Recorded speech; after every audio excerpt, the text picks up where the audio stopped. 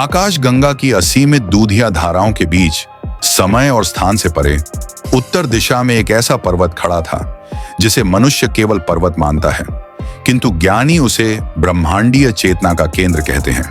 वह है कैलाश।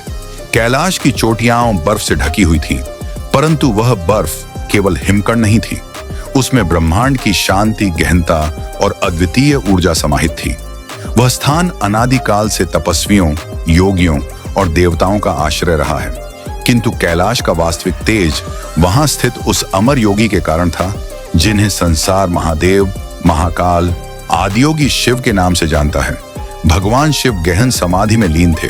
उनके शरीर पर भस्म जड़ी थी, गले में सर्प लिपटा था और उनकी जटाओं से गंगा प्रवाहित हो रही थी। उनकी आंखें बंद थीं, परंतु उनकी चेतना संपूर्ण ब्रह्मांड में व्याप्त थी। लाखों वर्ष बीतते चले गए, पर उनकी समाधि अडोल रही। राशियों के मन की हलचल। कैलाश की वादियों में उस समय अनेक सिद्ध योगी और अर्षि तप कर रहे थे। युगों युगों की तपस्या से उन्होंने अद्भुत शक्तियां प्राप्त की थीं। वे ध्यान, योग और मंत्रों के अभ्यास से प्रकृति पर नियंत्रण पा चुके थे, परंतु धीरे धीरे उनके भीतर एक सूक्ष्म अहंकार प्रवेश करने लगा। वे सोचने लगे, हमसे बढ़कर कौन हो सकता है? हमारी तपस्या से बड़ा योग किसका हो सकता है? यह अहंकार बहुत गुप्त रूप से उनके हृदयों में जगह बना रहा था। बाहर से वे साधक दिखाई देते, पर भीतर कहीं ना कहीं श्रेष्ठ होने का भाव उन्हें घेरे हुए था। भगवान शिव सर्वज्ञ हैं। उन्होंने बिना आंख खोले ही यह सब अनुभव कर लिया। उनकी समाधि टूटी। जब उन्होंने धीरे धीरे नेत्र खोले तो ऐसा प्रतीत हुआ मानो पूरे ब्रह्मांड का प्रवाह एक क्षण के लिए रुक गया हो। ऋषि मुनि उनके समक्ष खड़े हो गए। उनके चेहरे पर भक्ति तो थी, किंतु अहंकार की छाया भी स्पष्ट झलक रही थी। शिव की वाणी। भगवान शिव मुस्कुराए। उनकी मुस्कान रहस्यमयी थी, जिसमें करुणा भी थी और गहन गूढ़ता भी। उन्होंने गंभीर वाणी में कहा, हे ऋषियों, आपकी तपस्या निस्संदेह महान है, किंतु याद रखो, ज्ञान का सागर अथाह है। जब साधक यह सोचने लगे कि उसने सब पा लिया है, तभी उसका पतन आरंभ हो जाता है। ज्ञान को पकड़ने का भाव ही अभिमान है, और जब ज्ञान अभिमान बन जाए तो वह साधना को बांध देता है। ऋषियों के सिर झुक गए। उनकी आत्मा कांप उठी। शिव आगे बोले, धरती पर अभी भी मानवता भटक रही है। लोगों को त्याग, निस्वार्थ सेवा और भक्ति का मार्ग चाहिए। उन्हें एक ऐसे योगी की आवश्यकता है जो बाल्यकाल से ही विरक्त हो, जिसकी लीलाएं युगों तक लोगों को धर्म और सरलता का संदेश दें। दिव्य आत्मा का सृजन। इतना कहकर शिव ने अपने भीतर की अनंत ऊर्जा को एक दिव्य प्रकाश पुंज में बदल दिया। उस प्रकाश में शिव का वैराग्य, विष्णु की करुणा और ब्रह्मा का ज्ञान समाहित था। वह प्रकाश पुंज धीरे धीरे आकार लेने लगा और एक आत्मा के रूप में प्रकट हुआ। शिव ने आशीर्वाद देते हुए कहा, वत्स, अब तुम पृथ्वी पर अवतरित हो। तुम्हारा नाम बालक होगा, क्योंकि तुम बचपन से ही सिद्ध योगी बनोगे, और तुम्हें नाथ कहा जाएगा, क्योंकि सभी योगियों के लिए तुम मार्गदर्शक बनोगे। तुम्हारी उपस्थिति कलयुग में धर्म की ध्वजा को ऊंचा रखेगी। शिव की वाणी कैलाश की हर चोटी में गूंज उठी। देवताओं ने उस दिव्य आत्मा को प्रणाम किया। वह आत्मा कैलाश से विदा हुई और भूलोक की ओर चल पड़ी। पृथ्वी पर अवतरण। समय का चक्र घूमा। भारतवर्ष के पश्चिमी तट पर स्थित काठियावाड़, आज का गुजरात की पवित्र भूमि को उस दिव्य आत्मा ने जन्मभूमि के रूप में चुना।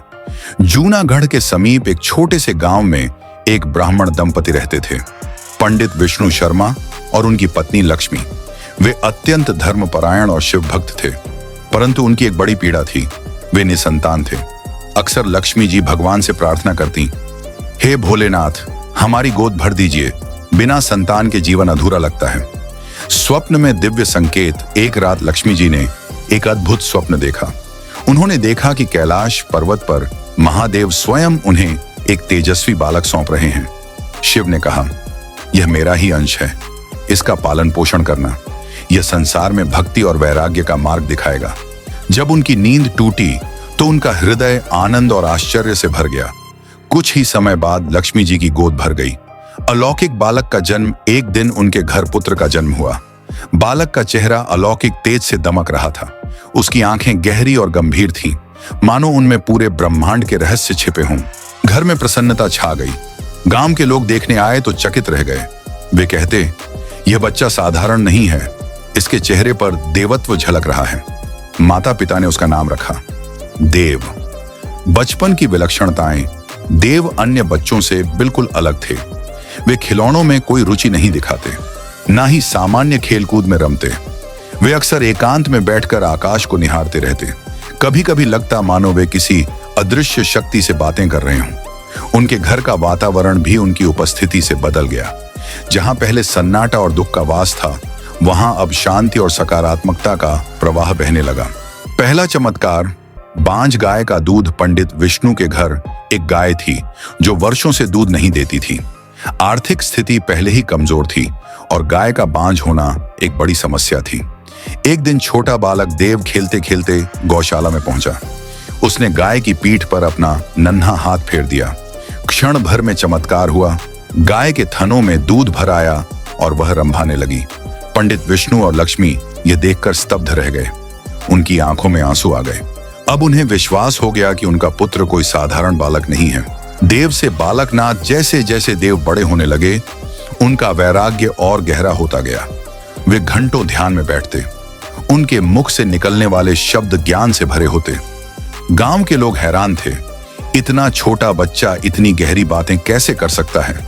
वे स्नेह से उसे बालक कहकर बुलाने लगे और उसके ज्ञान और योग सिद्धि के कारण उसे नाथ कहने लगे। इस प्रकार वह बालक धीरे धीरे बालकनाथ के नाम से प्रसिद्ध हो गया। घर की चार दीवारी और बालक का हृदय। माता पिता चाहते थे कि बालकनाथ सांसारिक जीवन अपनाए। वे चाहते थे कि वह बड़ा होकर विवाह करे, परिवार बसाए, परंतु बालकनाथ का हृदय संसार से परे था। उसे लगता कि घर की चार दीवारी एक बंधन है। उसके भीतर कहीं एक दिव्य पुकार गूंजती, तुम्हारा जन्म किसी बड़े उद्देश्य के लिए हुआ है। तुम्हें मानवता के कल्याण के लिए पथिक बनना है। यहीं से उनके जीवन की अगली यात्रा प्रारंभ होने वाली थी। खोज, गरीबी का बोझ और पिता का निर्णय। समय बीतता गया। बालकनाथ अब किशोरावस्था में प्रवेश कर चुके थे। उनके मुखमंडल पर अब भी वही दिव्य आभा थी, पर घर की आर्थिक स्थिति दिन ब दिन खराब होती जा रही थी। पंडित विष्णु पहले से ही निर्धन थे। आड़ चढ़ता जा रहा था और घर का चूल्हा जलाना भी कठिन हो गया। कई बार लक्ष्मी जी भूखी सो जाती, पर फिर भी अपने पुत्र के लिए अन्न का प्रबंध करती। एक रात विष्णु जी गहरी चिंता में डूबे थे। उन्होंने सोचा, मैं अपने पुत्र को भूखा कैसे रखूं? मैं असमर्थ हूं। यदि यह बच्चा किसी धनी व्यक्ति के घर पल जाएगा तो शायद इसे सुख मिलेगा। मन को पत्थर बनाकर उन्होंने निर्णय लिया कि वे अपने पुत्र को एक व्यापारी के पास गिरवी रख देंगे। बालकनाथ की स्वीकृति जब यह बात लक्ष्मी जी ने सुनी तो उनकी आंखें भर आईं। उन्होंने कहा, कैसा अन्याय है यह। भगवान शिव ने हमें यह पुत्र दिया और हम इसे किसी के हाथ बेच दें। परंतु विष्णु जी विवश थे। उन्होंने बेटे को पास बुलाया और कहा, बेटा, हमें मजबूरी है, हमें आरण चुकाना है और इसके लिए तुम्हें कुछ समय के लिए एक व्यापारी के घर रहना होगा। सामान्य बालक होता तो विरोध करता, परंतु बालकनाथ के चेहरे पर कोई शिकन नहीं आई। वे शांत स्वर में बोले, पिताजी, इसमें आपकी कोई गलती नहीं है। यह सब नियति का खेल है। मैं आपके निर्णय को स्वीकार करता हूं। उनकी आंखों में न शिकायत थी न गुस्सा। वे तो पहले से ही वैराग्य में डूबे थे। व्यापारी बाबा रत्नों का घर पंडित विष्णु ने उन्हें पास के नगर के एक धनी व्यापारी बाबा रत्नों के पास कुछ रुपयों के बदले सौंप दिया। बाबा रत्नों ने उन्हें गाय चराने का कार्य दिया। हर सुबह बालकनाथ गायों को लेकर जंगल की ओर निकल जाते, लेकिन वहां वे गायों को चराने की बजाय किसी वृक्ष के नीचे बैठकर ध्यान में लीन हो जाते। चमत्कार यह था कि उनके ध्यान में रहते हुए गायें कभी खेतों को नुकसान नहीं पहुंचाती थीं। वे स्वयं अनुशासित होकर हरी हरी घास पर बैठती और चरती, मानो वे भी उस नन्हे योगी की तपस्या में सहभागी हों। गांव वालों की शिकायत, कई महीने तक यही क्रम चलता रहा। गांव वालों को आश्चर्य होता। कुछ लोग ईर्ष्या से भरकर बाबा रत्नों के पास पहुंचे और बोले, तुम्हारा चरवाहा तो दिन भर सोता रहता है, गायें हमारी फसलें बर्बाद कर रही हैं, तुम्हें उसे निकाल देना चाहिए। बाबा रत्नों को क्रोध आया। उन्होंने सोचा, मैं स्वयं जाकर देखूंगा। चमत्कार का साक्षी एक दिन वे क्रोधित होकर जंगल की ओर गए। वहां उन्होंने देखा कि बालकनाथ वृक्ष के नीचे ध्यान में लीन है, परंतु चारों ओर की गायें खेतों में घुसकर खड़ी फसल को चर चुकी थीं। रत्नों का क्रोध 7वें आसमान पर पहुंच गया। वे बालकनाथ को झकझोरने ही वाले थे कि अचानक उनकी आंखें फटी की फटी रह गईं। जिस खेत को उन्होंने अभी अभी उजड़ा देखा था वह पल भर में फिर से हरा भरा हो गया। फसलें पहले से भी अधिक लहलहा रही थीं। यह दृश्य देख बाबा रत्नों के हाथ कांप गए। वे समझ गए कि यह कोई साधारण बालक नहीं है। वे उनके चरणों में गिर पड़े और क्षमा मांगने लगे। बालकनाथ का उत्तर बालकनाथ ने अपनी आंखें खोली। उनका चेहरा शांत और गंभीर था। उन्होंने कहा, बाबा, इसमें तुम्हारा कोई दोष नहीं है। यह सब समय की लीला है। अब मेरा यहां रहने का समय समाप्त हो चुका है। मुझे मेरे वास्तविक पथ पर आगे बढ़ना है। इतना कहकर बालकनाथ वहां से उठ खड़े हुए। गुरु की खोज अब बालकनाथ के हृदय में केवल एक ही लगन थी। मुझे उस गुरु की खोज करनी है जो मुझे योग की सर्वोच्च अवस्था तक ले जाए, जो मुझे मेरे वास्तविक स्वरूप का बोध करा सके। उनके भीतर एक आवाज बार बार गूंज रही थी, तुम्हारा गंतव्य गिरनार है, वहां तुम्हें अपने गुरु मिलेंगे। गिरनार की ओर यात्रा। वे नंगे पैर यात्रा पर निकल पड़े। घने जंगल, पथरीली राहें, जलते रेगिस्तान और खड़ी पहाड़ियां सब पार करते रहे। रास्ते में कई बार उन्हें भूख और प्यास ने घेरा।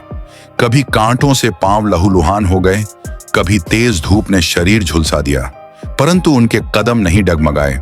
वे जानते थे कि यह सब तपस्या का हिस्सा है। गिरनार पर्वत की तपोभूमि। आखिरकार वे गुजरात के पावन गिरनार पर्वत पहुंचे। यह स्थान प्राचीन काल से ही सिद्ध योगियों की तपोस्थली रहा है। गहन वन के बीच उन्होंने एक दिव्य आभा का अनुभव किया। उन्होंने देखा कि एक विशाल वटवृक्ष के नीचे एक महान योगी ध्यानमग्न बैठे हैं। उनके चारों ओर श्वान बैठे थे, जो वेदों के प्रतीक माने जाते हैं। उनके मुख पर त्रिलोक का तेज था। वे थे भगवान दत्तात्रेय। गुरु शिष्य का मिलन। बालकनाथ ने उनके चरणों में गिरकर प्रणाम किया। दत्तात्रेय ने अपनी आंखें खोली। क्षण भर को ऐसा लगा मानो दो महासागर एक दूसरे से मिल गए हों। दत्तात्रेय मुस्कुराए और बोले, आओ वत्स, मैं तुम्हारी प्रतीक्षा कर रहा था।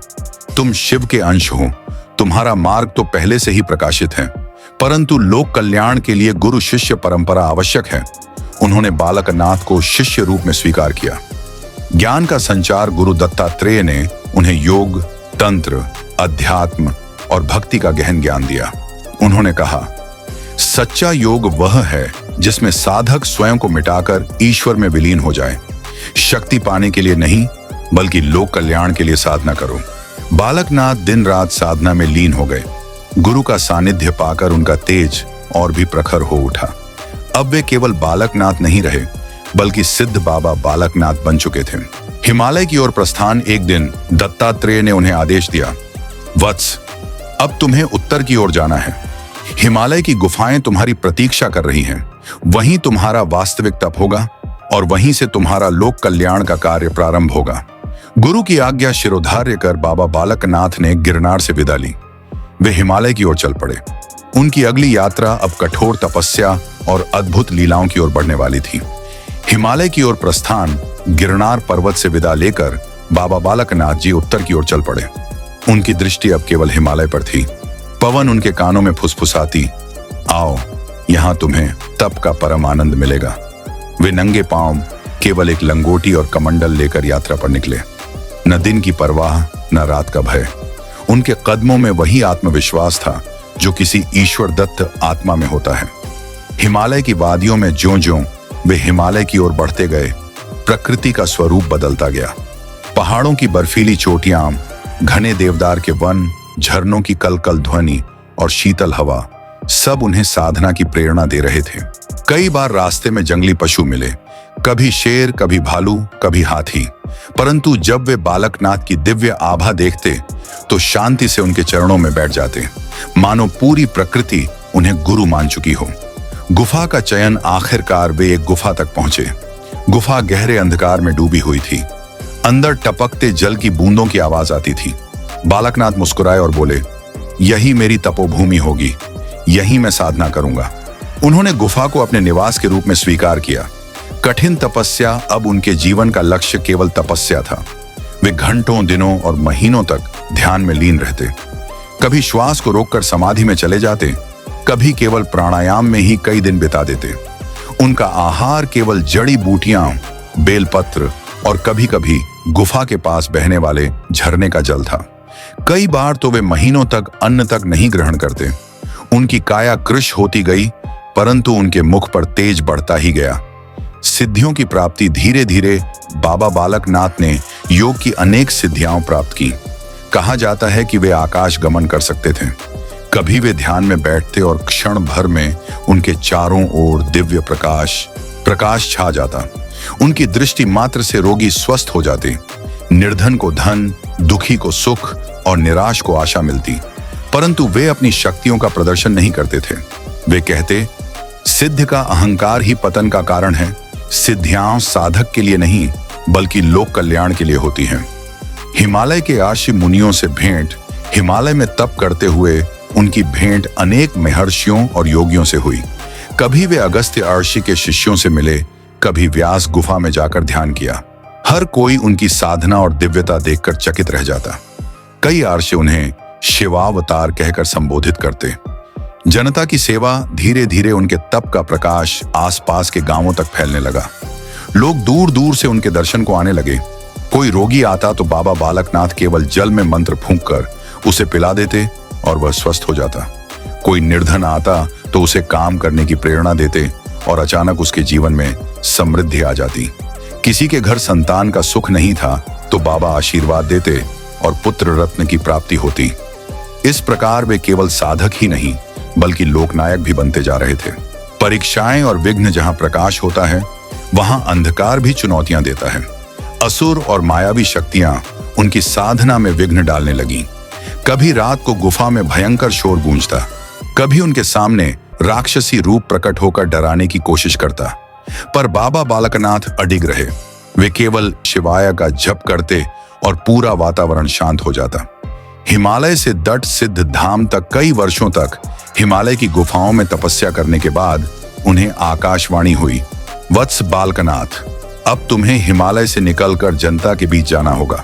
तुम्हारा वास्तविक कार्य अभी प्रारंभ होना है। हिमाचल की वादियां तुम्हारी प्रतीक्षा कर रही हैं।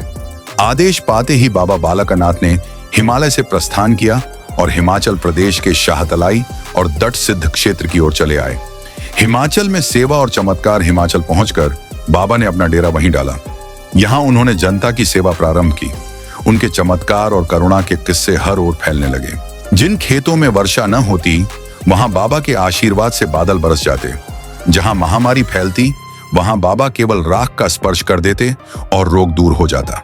कई बार तो वन्य जीव गांव वालों को नुकसान पहुंचाते, पर बाबा की दृष्टि मात्र से वे शांत हो जाते। लोग उन्हें अपना रक्षक और देवता मानने लगे।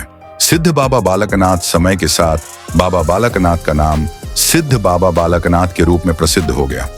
उनकी गुफा दट सिद्ध धाम के नाम से जानी जाने लगी। आज भी वहां लाखों श्रद्धालु उनकी पूजा करने आते हैं। मान्यता है कि बाबा बालकनाथ आज भी अमर हैं और अपने भक्तों की रक्षा करते हैं। शाहतलाई की ओर आगमन। हिमालय की कठोर तपस्या के बाद जब बाबा बालकनाथ को आकाशवाणी मिली तो वे हिमाचल प्रदेश की ओर बढ़े। यात्रा करते करते वे शाहतलाई नामक स्थान पर पहुंचे। यहाँ का वातावरण अत्यंत शांत और भक्तिभाव से परिपूर्ण था। घने जंगल, पथरीली भूमि और स्वच्छ वायु, सब कुछ साधना के लिए उपयुक्त प्रतीत होता था। 12 वर्ष की सेवा और माई रत्नों की परीक्षा। शाहतलाई में माई रत्नों नाम की धर्मपरायण महिला रहती थी। वह निसंतान थी और जब उसने तेजस्वी बालक योगी को देखा तो उनके प्रति वात्सल्य उमड़ पड़ा। उसने बाबा से अपने घर में रहने की प्रार्थना की। बाबा ने शर्त रखी कि वे 12 वर्ष तक उसकी गायें चराएंगे, बदले में केवल भोजन व रहने का स्थान लेंगे। पर शर्त यह रही कि माई रत्नों उनकी कुटिया में बिना अनुमति प्रवेश नहीं करेंगी। बाबा प्रतिदिन गाय चराते और रात को ध्यान में लीन रहते। माई रत्नों प्रेम पूर्वक उन्हें रोटियां खिलाती। 11 साल से अधिक बीत गए, पर आसपास की औरतों ने उसके मन में संदेह भर दिया। एक दिन वह छिपकर बाबा की कुटिया में झांकने लगी और देखा कि बाबा 12 वर्षों की रोटियों का ढेर अग्नि में अर्पित कर रहे थे। वह समझ गई कि बाबा को भोजन की आवश्यकता नहीं, वे तो उसकी भक्ति का मान रख रहे थे। पश्चाताप में वह कुटिया में प्रवेश कर गई। बाबा ने दुखी होकर कहा, माथे, तुमने शर्त तोड़ दी, अब मुझे यहां से जाना होगा। यह कहकर वे गुफा की ओर चले गए। माई रत्नों रोती बिलखती पीछे भागी, पर गुफा एक शिला से बंद हो गई। भीतर से बाबा की आवाज आई, माथे, रो मत, तुम्हारी सेवा निष्फल नहीं जाएगी, तुम्हारा आंगन हमेशा भरा रहेगा। पर अब कोई स्त्री मेरी गुफा में प्रवेश नहीं करेगी, मैं दट सिद्ध में प्रकट हो रहा हूं। इसके बाद बाबा गुफा से अंतर्धान हो गए और दट सिद्ध में प्रकट हुए। शाह तलाई में आज भी माई रत्नों का मंदिर है, जहां भक्त पहले माथा टेकते हैं और फिर बाबा दट सिद्ध के दर्शन करते हैं। अध्याय 5, दट सिद्ध परम धाम और निरंतर लीला। दट सिद्ध की गुफा ही बाबा बालकनाथ का स्थायी धाम बन गई। गुफा के बाहर घना वन था और भीतर गहरी शांति। बाबा ने इस गुफा को अपना स्थायी निवास बना लिया। दट सिद्ध धाम की महिमा बाबा बालकनाथ के इस गुफावास से दट सिद्ध क्षेत्र की महिमा चारों ओर फैल गई। लोग दूर दूर से दर्शन के लिए आने लगे। जो निसंतान दंपत्ति आते, बाबा उनकी गोद भर देते। जो रोगी आते, उन्हें चमत्कारिक रूप से स्वास्थ्य मिलता। जो निर्धन आते, उनके जीवन में समृद्धि लौट आती। धीरे धीरे यह स्थान केवल हिमाचल ही नहीं, पूरे उत्तर भारत का प्रसिद्ध तीर्थ बन गया। भक्तों के अनुभव, कई भक्तों की कथाएं आज भी सुनाई जाती हैं। एक किसान की फसल बार बार नष्ट हो रही थी। वह बाबा की गुफा में आया और रोते हुए प्रार्थना की। बाबा ने बस इतना कहा, जा अपनी भूमि को हल चलाकर सींच, वर्षा होगी। और सचमुच उसी रात घनघोर वर्षा हुई और किसान की फसल बच गई। एक बार एक व्यापारी पर भारी कर्ज हो गया। उसने बाबा से मदद मांगी। बाबा ने उसे परिश्रम करने की प्रेरणा दी और कहा, ईमानदारी से व्यापार कर, तेरा मार्ग प्रशस्त होगा। कुछ ही वर्षों में वह व्यापारी समृद्ध हो गया और जीवन भर बाबा का भक्त बना रहा। सिद्धियों का रहस्य लोग पूछते, बाबा आपके पास इतनी शक्ति कहां से आई? बाबा मुस्कुराते और कहते, शक्ति का स्रोत केवल एक है, परमेश्वर की भक्ति और गुरु का आशीर्वाद। मैं कुछ नहीं हूं, सब शिव की कृपा है। वे स्वयं को कभी चमत्कारी नहीं कहते थे। वे तो केवल साधक थे, जिनका उद्देश्य था जन कल्याण और धर्म का प्रसार। अमृतत्व की कथा मान्यता है कि बाबा बालकनाथ आज भी जीवित हैं। वे अमर योगी हैं और अपनी गुफा में ध्यान मग्न रहते हैं। भक्तों का विश्वास है कि यदि कोई सच्चे मन से बाबा को पुकारे तो उन्हें अवश्य आशीर्वाद मिलता है। इसलिए आज भी दट सिद्ध धाम में लाखों श्रद्धालु जाते हैं और वहां की पवित्र गुफा में दीप प्रज्वलित करते हैं। लोक में बाबा का प्रभाव समय के साथ बाबा बालकनाथ की ख्याति लोकगीतों और कहानियों के माध्यम से फैलने लगी। गांव-गांव में उनके भजन गाए जाने लगे। लोग उन्हें सिद्ध पीर बाबा भी कहते हैं। उनके जीवन का सबसे बड़ा संदेश यही था, साधना करो, परिश्रम करो और ईश्वर में विश्वास रखो। सफलता और सुख स्वतः मिलेंगे। अंतिम संदेश, बाबा बालकनाथ का जीवन केवल तपस्या या सिद्धियों की कहानी नहीं है। यह जीवन की कठिनाइयों को सहने, आत्मबल बनाए रखने और दूसरों की सेवा करने की शिक्षा देता है। उनका दट सिद्ध धाम आज भी इस बात का प्रमाण है कि सच्चे संत कभी समय में बंधे नहीं रहते। वे युगों युगों तक जीवित रहते हैं, अपने भक्तों के विश्वास में, उनकी प्रार्थनाओं में और उनके आशीर्वाद में। कैलाश से अवतरण और गुजरात में जन्म, वैराग्य और गुरु की खोज, हिमालय की तपस्या और सिद्धियां, दट सिद्ध धाम की महिमा। गुफा में अखंड उपस्थिति, दट सिद्ध धाम की वह पवित्र गुफा केवल पत्थरों का ढेर नहीं है, वह तो जीवंत ऊर्जा का केंद्र है। यहाँ प्रवेश करते ही हर भक्त को एक अद्भुत शांति का अनुभव होता है। गुफा के भीतर आज भी बाबा बालकनाथ की धुनी निरंतर प्रज्वलित रहती है। उस धुनी से उठता धुआं मानो यह संदेश देता है कि जब तक भक्त का हृदय आस्था से भरा रहेगा, तब तक यह धुनी जलती रहेगी। भक्तों की परंपरा, सदियों से यहाँ आने वाले भक्त एक विशेष परंपरा निभाते हैं। वे आटे, घी और गुड़ से बनी मोटी रोट बाबा को चढ़ाते हैं। यह केवल भोजन का प्रसाद नहीं, बल्कि माई रत्नों की अटूट सेवा और भक्ति की स्मृति है। गुफा परिसर में स्वतंत्र रूप से घूमते नर बकरे भी बाबा की सेवा का प्रतीक माने जाते हैं। इन बकरों को कभी बलि नहीं दी जाती, क्योंकि बाबा का धर्म ही अहिंसा और करुणा है। स्त्री श्रद्धालुओं के लिए नियम, माई रत्नों को दिए गए वचन के अनुसार आज भी महिलाएं गुफा के भीतर प्रवेश नहीं करती। वे गुफा से थोड़ी दूरी पर बने चबूतरे से ही दर्शन करती हैं। ये कोई भेदभाव नहीं, बल्कि बाबा के ब्रह्मचर्य, व्रत और वचनबद्धता का प्रतीक है। साथ ही यह भी दिखाता है कि एक योगी के लिए वचन ही परम धर्म है। लोक कथाओं और भजनों में बाबा हिमाचल, पंजाब, हरियाणा, उत्तराखंड और राजस्थान के गांवों में बाबा बालकनाथ के भजन आज भी गाए जाते हैं। मेले ठेले में जय बाबे दी की गूंज सुनाई देती है। लोक कथाओं में उन्हें कभी चरवाहे के रूप में, कभी चमत्कारी संत के रूप में, तो कभी दैवीय अवतार के रूप में याद किया जाता है। आधुनिक युग में महत्व आज जब मनुष्य तनाव, भौतिकता और स्वार्थ में डूबता जा रहा है, बाबा बालकनाथ की गाथा उसे यह याद दिलाती है कि साधना से आत्मबल मिलता है, सेवा से जीवन सार्थक होता है, त्याग से सच्चा सुख मिलता है। उनका संदेश है, भक्ति में सरलता रखो, आडंबरों में मत उलझो, सच्चे दिल से पुकारो, मैं हर पल तुम्हारे साथ हूं। अनगिनत चमत्कार, भक्तों की असंख्य कथाएं इस बात की साक्षी हैं कि बाबा आज भी जीवित हैं। किसी को संतान सुख मिला, किसी का असाध्य रोग ठीक हुआ, किसी का बिखरा परिवार फिर से जुड़ गया। यह सब बाबा की कृपा का ही परिणाम माना जाता है। अमर योगी की पहचान बाबा बालकनाथ को चिरंजीवी योगी माना जाता है। कहा जाता है कि वे अदृश्य रूप में आज भी अपनी गुफा में ध्यान मग्न हैं।